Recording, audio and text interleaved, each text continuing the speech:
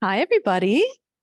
Welcome to Community Conversations. Before we get going on today's presentations, I do have a couple of announcements and a guest announcement. So I'd like to first turn it over to Holly with a guest announcement. Hello.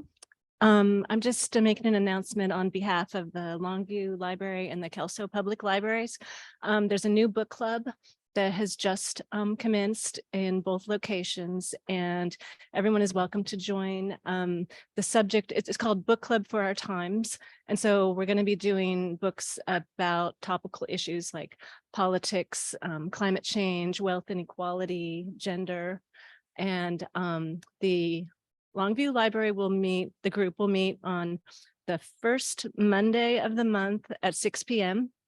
And our first two books are a graphic memoir about gender queer issues, and then the 1619 Project. And the Kelso Library will meet on the second Wednesday of the month at 11:30 a.m., so a daytime. And their first two books are one by Malcolm Gladwell and Ezra Klein. And so everyone is welcome. We want lots of diversity there. So thanks. Thank you very much.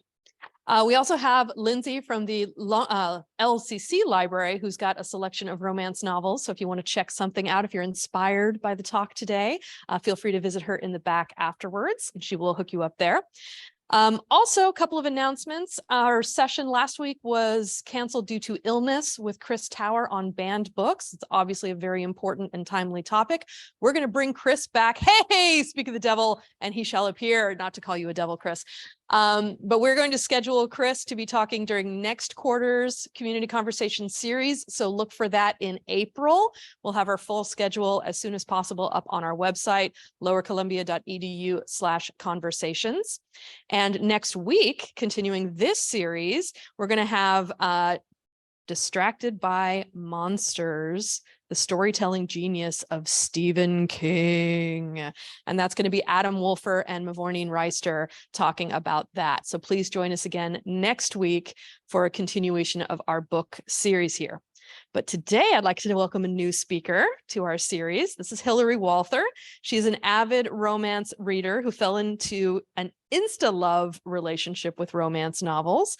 And her favorite tropes include enemies to lovers, marriages of convenience, and fake dating. She is an overly enthusiastic to talk to you about romance novels today. So please welcome Hilary Walther. And I can assure you, I am overly enthusiastic to talk about this. What began as a joke became, I've got to do this. I've got to talk to people about this genre in particular. So the main topic I'm going to be talking about is going to be basically about happily ever after, how novelists and Instagram are promoting America's greatest guilty pleasure. When I talked to Courtney, we began with the guilty pleasure portion of this, and romance novels are really a guilty pleasure for most people. They might not talk about it, but they're possibly reading it.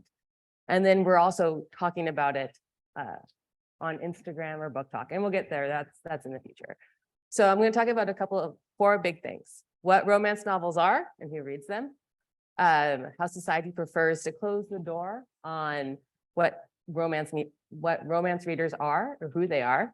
And then I'm going to open the book on why people read romance and why authors write romance, as well as the last thing, my big topic is going to be about how Instagram offers a platform for writers to have a happily ever after, for readers to read, for authors to have a place to talk about their books.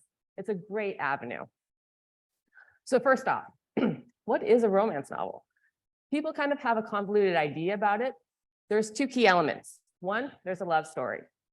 Two, it has to have a happily ever after. It has to. It's not a middle ground. I mean, it could be happily for now, but the moral is people need to end off happy. They need to be together. They need to be happy. And that's the perk of romance novels. And there's a lot of subgenres. There's contemporary, erotica, historical, paranormal, spiritual, and young adult. So there's a lot to choose from. So I want to talk, because sometimes people don't necessarily know what these are as well. So contemporary means they're happening in today. The Love Hypothesis, It Happened One Summer, and The Charm Offense are books written in modern, like that could happen today. It Happened One Summer is actually written. The plot is based in Westport, Washington. It's really fun. I went there with the author. It was great. She did a whole event there. The Love Hypothesis is STEM related. And the Charm Offense is based in LA. It's a bachelor type show. Erotica, people often have a convoluted thought about what that is, but that's actually in Target. That's in Walmart.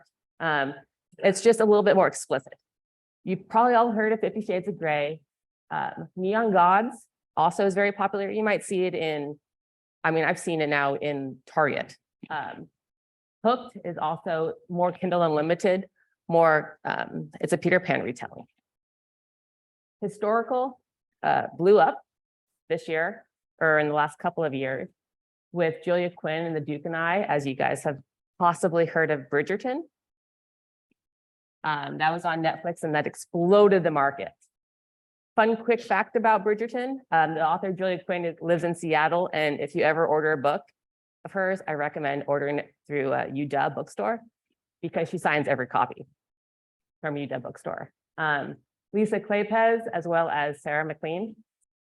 Paranormal, people don't necessarily know too that it's becoming a very popular genre. When I was down in Arizona a couple of months ago, I was talking to a bookseller down there, and they had a huge selection of paranormal romance.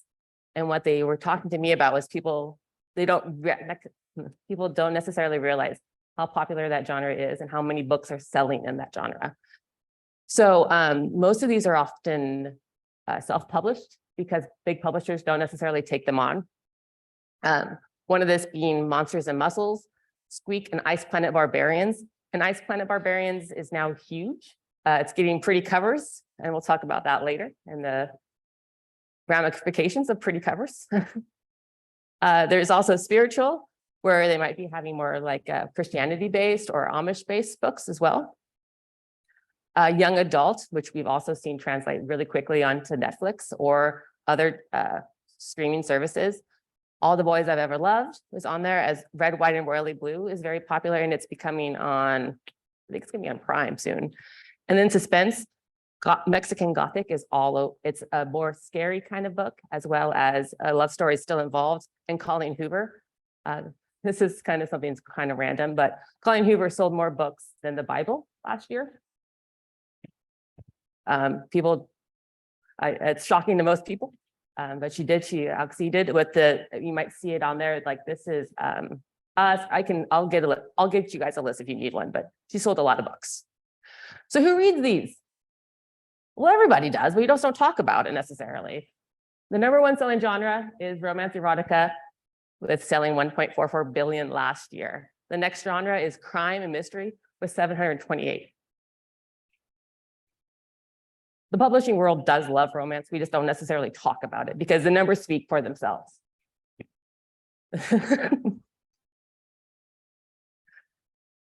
There's a lot of memes about that out there. Anyway, so how do we know that people, or what is society necessarily saying? How is this a pleasure? How is this a guilty pleasure if so many people are buying these books? Well, it's because we put pretty covers on it now, or we put it on our Kindle. The Kindle exploded with 50 Shades of Grey. It just went wild. That's where the Kindle, people didn't necessarily want to read it on the subway because they might be mocked. You might have seen that online. Oh, did you see the person reading 50 Shades of Grey on the bus? But you can read it on your Kindle and no one will know. My Killer Vacation has this really pretty cover. Tessa Bailey did this. And but she also then told a story about how she found out later that an uncle bought their niece a gift of this book because it looks really pretty. Killer Vacation looks fun, it's pink. It's very inappropriate for 8-year-olds. It's very inappropriate for 8-year-olds. So the mom took it back to Barnes & Noble and said, can we just return this and start something fresh? But that's what's happening is cartoon covers can work in Target. So they're selling them in Target or Walmart or wherever you buy your books. But it has some ramifications. And you're like, I don't know if that's happening. It does. And here's why. Here's our local Fred Meyers. If you notice right there, Barbarian Aliens is on there. That's part of the Ice Planet Barbarians monster, like alien. It's very explicit. And it's right next to Babysitter's Club and Dogman. This is our local friend Myers. So when I saw this, because I have two little kids, I have a 5 and 7-year-old, I said, oh my God. And I went and I found an associate and I said, we got to move these books. And they probably thought I was a book banner. I'm not, Chris, in case you're curious. I'm not a book banner. And they were like, oh, I'm sure you're mistaken, ma'am. Well, they opened the book and they said, oh my gosh, the first thing I read was this. And I said, okay, thank you for moving these. And I never saw them in that section again. That's the problem sometimes with cartoon covers. That's the problem. And it happens here. And last, people often think of them as not literature. I hear this a lot. Oh, that's trashy. Oh, that's smut. You didn't really read 154 books last year. You just read 154 or something. You know, people downgraded a lot, which I read a lot. So I think it's still good material. So my thought is, let's open the door about why romance novels have changed me. I'm a happier person because I read romance novels. I'm calmer. I don't get anxiety as much. And I know that the adventure is going to end where it does, and I'm okay with it. I know that there's going to be a happy ending. I know that those two characters are going to get together. It brings me happiness. And why I kind of started with it is, I don't know if you guys remember this time called COVID in 2020, kind of a bad time. So Bridgerton came out December 25th of 2020. It's kind of a dark time for a lot of people. Well, I watched Bridgerton, the TV show, and I thought, this is great. I don't have to, this is a happy ending, because I didn't know what was happening in the rest of the world, but I knew what was happening in my literature. So then that began, I started The Duke and I, then I read Eloisa James, then I moved into contemporary, and then, spoiler alert, I got into Instagram and I found a whole new slew of books. And that's where I found Chloe Elise as well, just to open it up. Oh no. Okay, so reason number one, I think that you should read romance novels. I talked to 4 authors. I had a great time doing this. This is like my hobby for a long time, about why people should read it. And Nicola Davidson, she writes historical erotica, and she said, it offers respite and comfort, no matter how distressing and alarming infuriating the world gets. The world can be overwhelming, and it can be a scary place. Every day, most of us are confronted with unpleasant things and feelings. Romance offers us a break.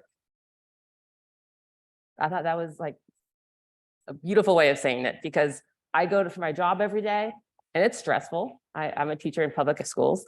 And then I go home and I read a book and everyone's happy. Doesn't happen that way every day for all of my students, so it's great. Number 2, Eloisa James. I am like a big fan of her, by the way. I was like freaking out. Romance offers a promise of a thoughtful, respectful, sensual relationship is possible for everybody, no matter how valued or undervalued they are by society. This is a huge, huge theme among romance authors. Sometimes they might not believe people might not believe they're worthy of love. There's been a huge shift also in romance novels about inclusion, making sure everyone feels that they can get love. People with disabilities, people with different body shapes, different races, everything. And it offers that. So off that jumps to contemporary, which is a local author. She lives down in Vancouver, but you can find her books in airports.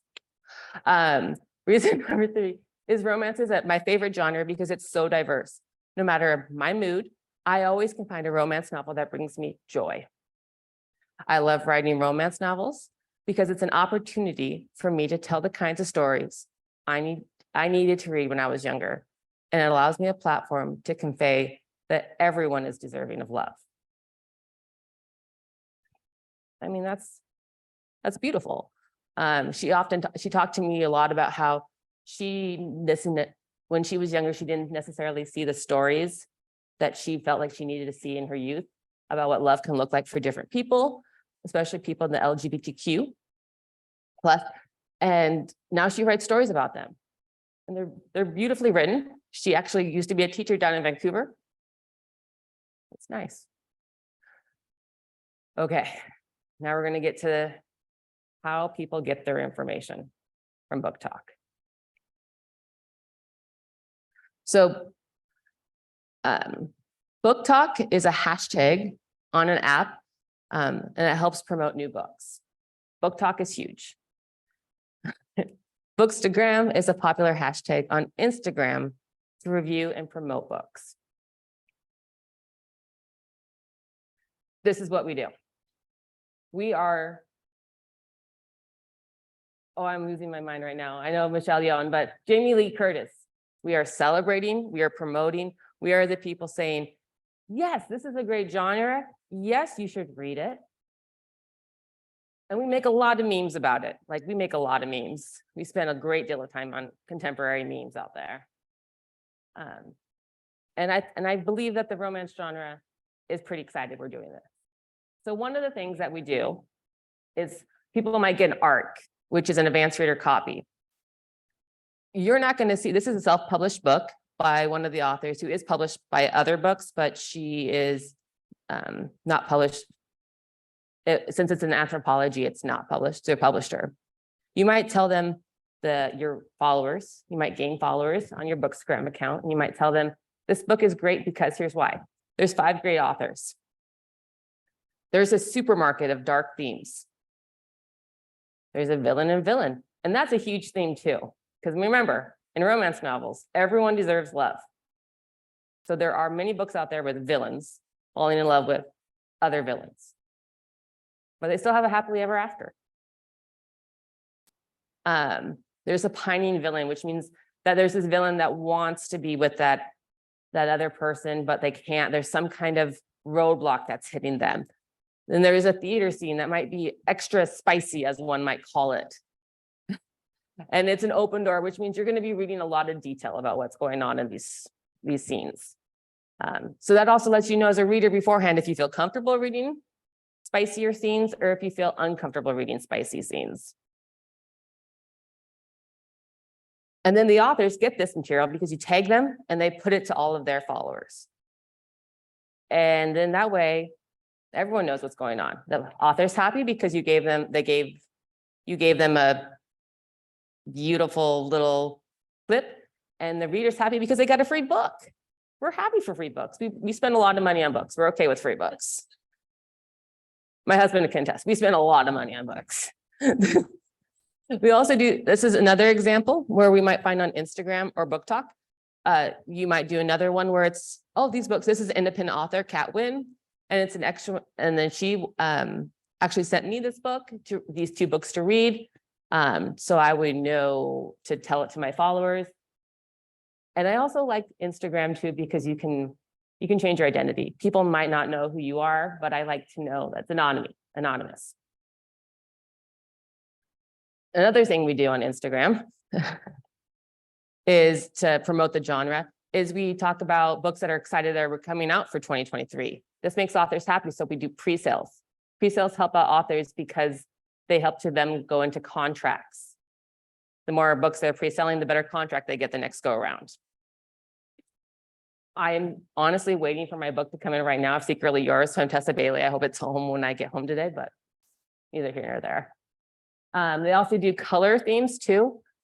Anything aesthetically pleasing is often great on Instagram or Book Talk because people like to look at the aesthetics of it. And also goes over tropes. Like I said, mine is friends, enemies to lovers. Who doesn't love when 2 people hate each other and yet by the end of the novel, they love each other? As Julia Quinn says, it usually tells the people that the people have seen the worst in you and they still fall in love with you no matter what.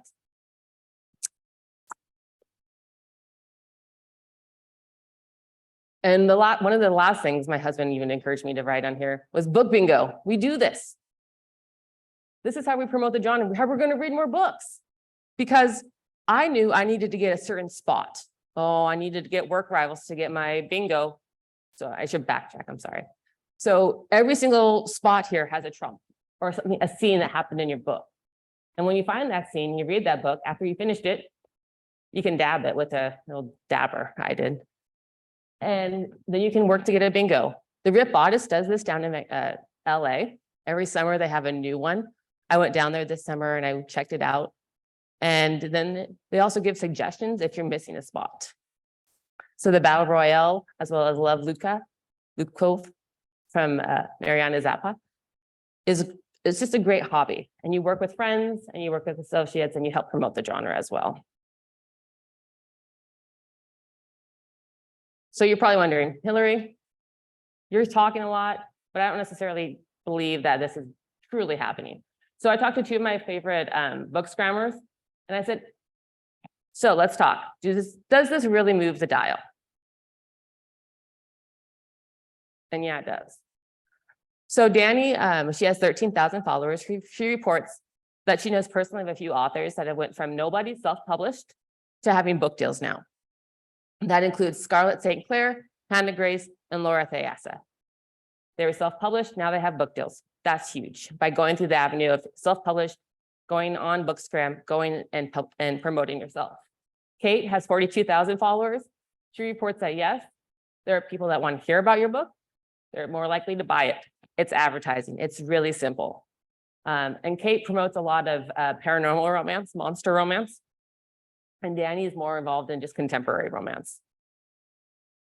So Eloisa James, I asked her too, I said, do you think book talk is popular? Because she's actually an associate professor the department chair at Fordham University in New York for Shakespeare.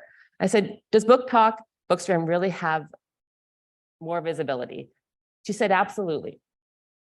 The young women, because she wrote books before book talk, Bookstagram, and now she writes after. Absolutely. The young women who are in book talk influencers have literally put unknown books on the bestseller list. They are currently acting as gatekeepers. In the past, agents did the work, filtering through unpublished manuscripts and then trying to sell those that they thought they could find an audience. Now with self-publishing, the market is flooded with books. Book talk and Bookstagram readers do crucial work from a reader's point of view, and therefore are having huge followings. I mean, right now, HarperCollins is currently on strike, and they've asked reviewers not to put any reviews online because they don't want anyone to be using free publishing. I mean, when they're books talkers and Bookstagrammers are, that's what's being asked of them, because they are currently being used as gatekeepers. And this is actually one of my favorite stories too. This is BK Borison. She writes the Love Light Farms trilogy, or soon to be 4 books. And I asked her, I said, how do you think Bookstagram is? Do you believe that it's important for self-published authors? And she said, absolutely. I can credit Bookstagram and social media almost entirely for my success. I didn't have a budget when I launched my books. I knew organic word of mouth could go a long ways. I researched audiences of popular romance authors, compiled lists, started sending copies to whoever was interested. I didn't get Bex's Love Light Farms. I mean, I would have loved it because I read all of them and they're great. But they're super popular now. So she went viral on Instagram.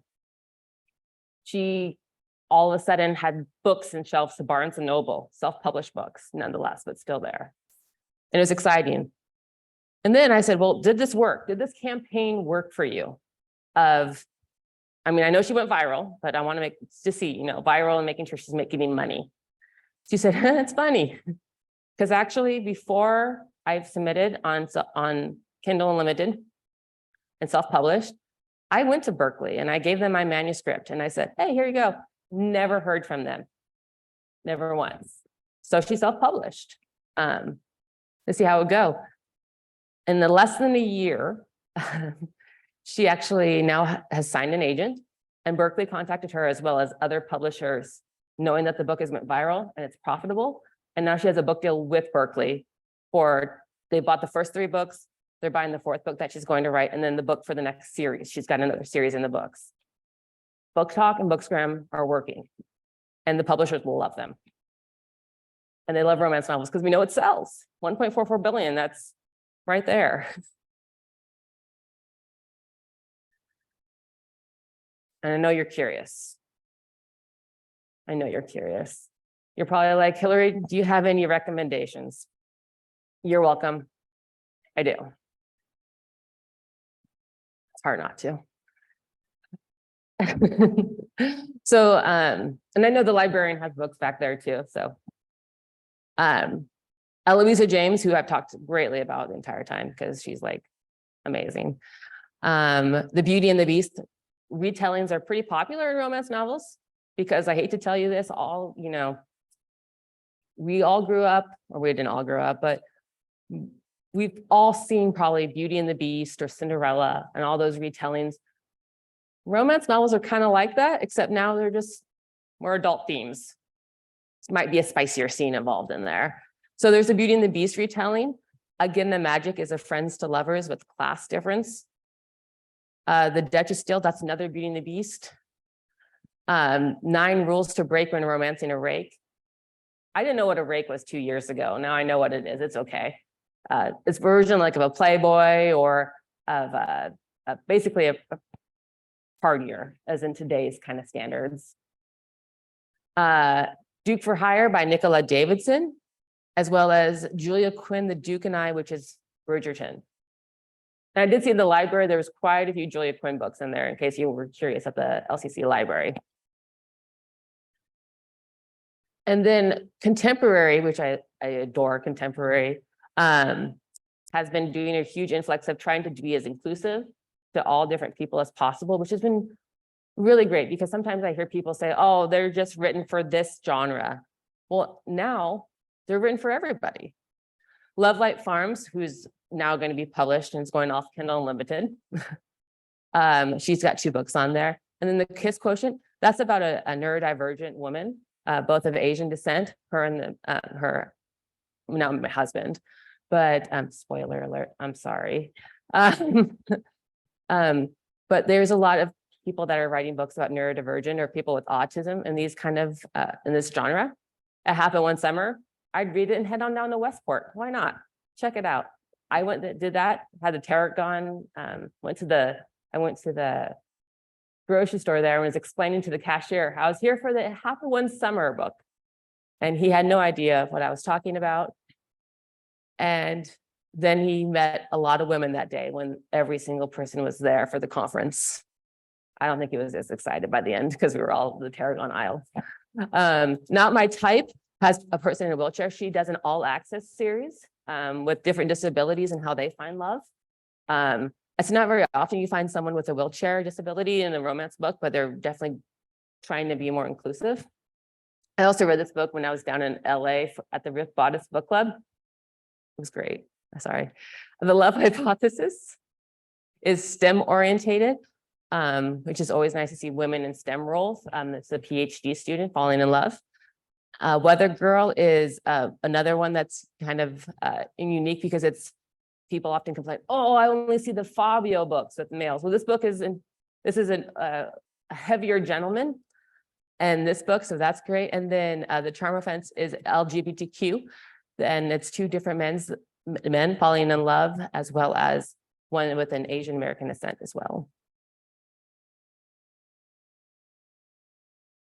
And this is my plug for the Romance Book Club. We have a Romance Book Club at Kelso Library. We meet every one Thursday a month. This book is going to be The Love Hypothesis by Ali Hazelwood, which I've already recommended. It's great. We meet every third Thursday. It's a group of about 10 of us. And we just talk about books that make us happy. And that's, the fun portion of it. So that's my presentation. Does anyone have any? Thank you for listening, first off.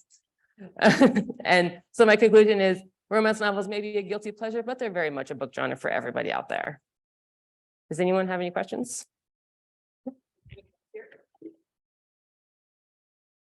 I have a comment as well as a question. I didn't see any men's names up there. Do men write romance books for the most part or not? Or did I miss that?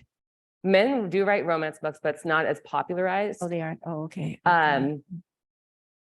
I will research it and I can. It doesn't matter that much. I want to was do it kinda now. Surprised, but and then I have a comment too. I'm a member of Friends of the Library, and on Thursdays, which I just came from the library, we sort books for the sale we'll have in April, middle of April, and there's a couple of us that really would just soon just throw the romance books in the garbage, but we don't. I don't, and I know I can't do that because that's not fair, because we do have a huge section. And so I really appreciate the fact that you brought this up, because I already had this. I came in here with an attitude, and now it's changed a little bit because I can see that. And I think I always just thought, oh, it's the same thing. these two people meet and they don't like each other, and then they learn to like each other, and then they fall in love, and then they get married, and then, but it's not always like that, is it? That's not true at all. Okay, thank you very much. Thanks. I had one question also that I wanted to bring up was, what's your stance on fan fiction and how it has sort of burgeoned into publishing with things like 50 Shades, for instance? I think it's great. Anytime a person has an opportunity to have a voice and to tell a story, I think it's great.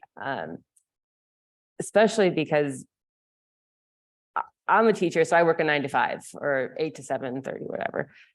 I don't have time to sit and be in a computer. I could do a computer screen at night, but I don't have the time to do it otherwise. So I think it's great for people to have the opportunity to just give their feelings and write something out there. So I'm happy with any kind of fan fiction. I've got a question about the self-publishing. Okay. I don't know if you're probably aware of this, but Amazon. Yeah. I order a lot of books from Amazon, and there are books that you can order. See, they're series books. They don't print the book until someone orders it. Is that a self-publishing, or where does that fit in? It probably is, because the published books already have it in stock. Though, because I just noticed this last year that they don't even print it until someone orders it. Yeah. And I've gotten hooked on a couple of these On series. these books? They're not romance. Oh, but okay. I was just wondering if you were aware. Yeah, I was. Yeah. And it's just how the model works, because it's so expensive for a self-published person to buy a book to publish. It's easier to have a book already there, spot. Yeah, and this is not just a romance novel thing, as you say, that print on demand is common in history and some other fields as well. And it's about the upfront costs. And so if you're working with a publisher and you go through an editorial process and you cover design and all that stuff, that takes time and money. And so a new writer might not have access to this, and a print on demand or a self-publishing might give them the door. As you say, like the whole theme is like opening the door, and that really does allow people to open the door, and then they might get an agent, and then they might get a contract. Amazon's made it easier. I know that. I don't know too much about all of that, but I do know Amazon's made it easier for self-published people. Yeah. Okay, we got another question in the back here.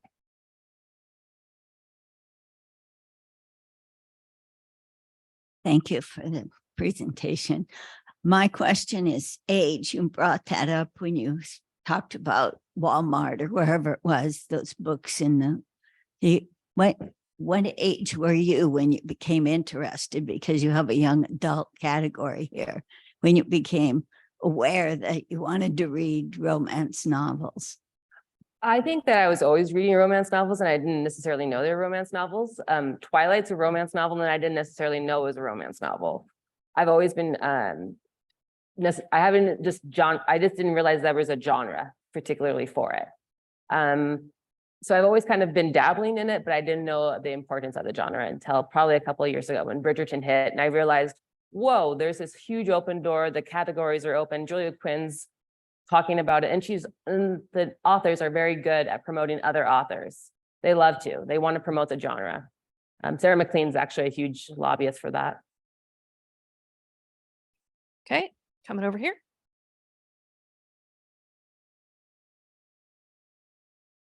I may be showing my age a little bit, but are these before called romance novels something called Harlequin? Oh yeah, Harlequin still exists. Really? Yeah, I read Harlequin stuff. Yeah, Okay. it's still there. My grandma read Harlequin. I read Harlequin.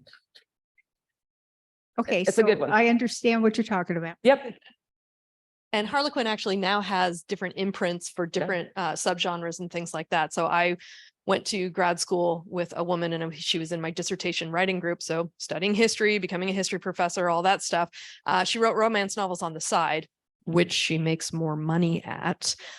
And she got picked up by one of the Harlequin imprints for a subgenre. So that still exists and is quite successful. Well, fun fact, Julia Quinn was going to be a doctor. She got a book deal to Julia Quinn, the Bridgerton author, and she quit medical school because she could make way more money and be happier writing romance novels. Her husband is in charge of infectious diseases at UW. That's why she's there at UW all the time. They were the COVID couple, one with Bridgerton, one solving COVID. There was great articles about it, actually. That's also a great tip because my daughter is a huge romance novel fan and she's at the University of Washington right now. So I'm going to have to tell her, go Oh, get yeah. yourself some Julia Quinn and get the signed copies. So that's good to know. All right. Well, thank you very much. Please do visit our library in the back. We have our little mobile library here, and come back again next week for more book talk. TALK that time. And then also next quarter when we're going to have the triumphant return of Chris Tower. So please join us again next time. Thank you, everybody. And thank you to Hilary. Thank you. And I do this every time. Thank you also to Humanities Washington for their generous grant that allows us to put on these events this quarter. So thank you, Humanities Washington.